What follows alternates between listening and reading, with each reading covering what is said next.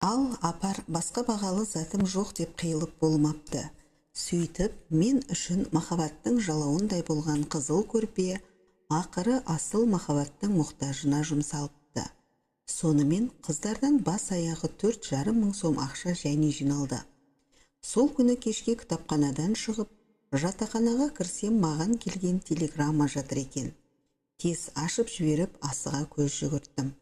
Алматы, Виноградова, 62, комната 69, Есенову Ерболу. Бесконечно рад, мой бесценный друг. Обнимаю и целую тебя 1000 раз.